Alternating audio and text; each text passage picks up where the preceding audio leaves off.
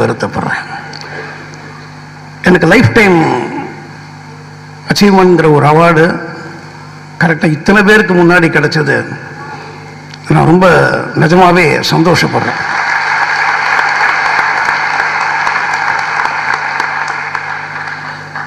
அதுவும் எப்படி யார் முன்னாடி கிடைச்சதுங்கிறத பார்க்கணும்.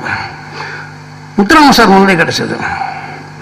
முத்துராமன் சாருக்காக இது மட்டும் நான் கிட்டத்தட்ட 7 ஸ்கிரிப்ட் எழுதியிருக்கேன்னு நினைக்கிறேன்.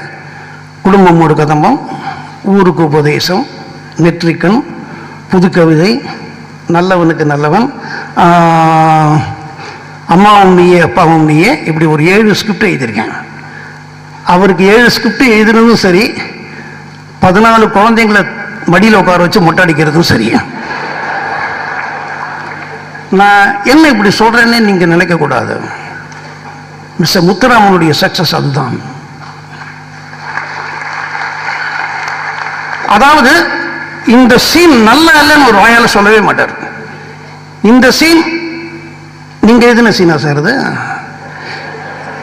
இது கொஞ்சம் பெட்டரா நீங்க எழுதுவீங்கல்ல அப்படின்னு நம்மளுடைய ஈகோவை டச் பண்ணியே சீன் வாங்குறதுல கில்லாடி. அது மட்டுமல்ல, அந்த காலகட்டங்களில் நான் அவரோட பணிபுரிந்துட்டு இருந்த காலகட்டங்களில் ஒரு பக்கம் ரஜினி சாருடைய கால் ஷீட் நடந்துட்டு இருக்கோம், ஒரு பக்கம் கமல் சாருடைய கால் ஷீட் நடந்துட்டு இருக்கோம். 9 to 1 டிஸ்கஷன் ரஜினி சாருடைய படங்களுக்கு உண்டான கால் ஷீட்டா இருக்கும். 2 to 9 டிஸ்கஷன் கமல் சார் படத்துக்கு உண்டான கால் ஷீட்டா இருக்கும். அங்க என்ன நடந்தது நீங்க சொல்ல மாட்டாங்க, இங்க என்ன நடந்தது நாங்க சொல்ல மாட்டாங்க சார்.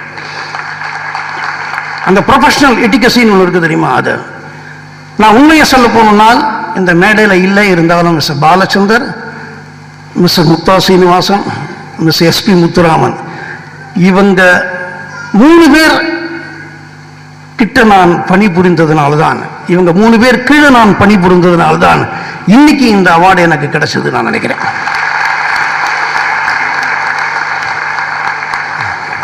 ஏன்னா ஒவ்வொருத்தர் ஒன்று கற்றுக் கொடுத்தாங்க. அதாவது மிஸ்டர் முத்துராமன் சார்கிட்ட எப்படி பழகணும்னு கற்றுக்கணும் சார், எப்படி பழகணும்னு கற்றுக்கணும். அதாவது நான் அந்த சமயத்தில் நானும் டைரக்ட் பண்ணிட்டு இருந்தேன் என்னுடைய படங்களை. அவருக்கு படங்களுக்கும் வசனம் எழுதிட்டு இருந்த பீரியடு. நான் காலையில் அவர் வீட்டுக்கு போவேன். வீட்டுக்கு போயிட்டு இந்த மாதிரி இந்த சீன் இப்படி சார், இப்படி போகிறதுன்னு சொல்லணும் இல்லையா? ஒரு கதாசிரியராக சொன்னால் தான் அவர் எடுக்கிறதுக்கு சௌரியமாக இருக்கும். நான் என்ன மனசில் நினச்சிட்டு இருக்கேனோ அதை சொல்லணும்.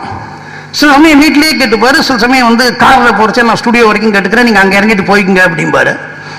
அப்படி கிளம்பும்போது அந்த ஏவிஎம் காலனியில் அவர் இருந்தார், அதாவது கற்பகம் ஸ்டுடியோ பின்னாடி.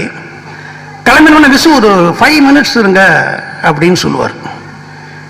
எதுக்கு ஒரு 5 மினிட்ஸ் இருங்கன்னு சொன்னோம்னா, அதுக்கு பக்கத்தில் ஒரு சின்ன ஒரு ஏழை மக்கள் வாழக்கூடிய ஒரு பகுதி. அது ஒரு கிட்டத்தட்ட 50 குழந்தைகள் ரோட்ல 2 பக்கமும் நின்றுட்டு இருக்கோம். ஒரு வீட்டு வாசலையும் ஒரு குழந்தை நின்றுட்டு இருக்கோம். சிலருக்கு சட்டை இருக்கும், சிலருக்கு சட்டை இருக்காது, சிலருக்கு பேண்ட் இருக்கும், சில பேண்ட் இருக்காது, தலை வாடி இருக்கும், வாடி இருக்காது.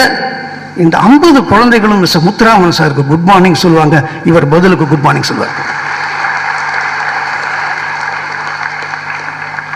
சொல்லி முடிச்ச உடனே சீனை சொல்லுவார். நான் கூட கேட்பேன், எப்படி சார் சீனை சொல்றது? இதுக்கப்புறம் your a man, your a gentleman. எனக்கு இன்னைக்கு அவார்டு கிடைச்சதுங்கிறத விட அது உங்க முன்னாடி கிடைச்சது, அதுதான் மிகப்பெரிய பெருமையாக நான் கருதுகிறேன் சார். தேங்க்யூ.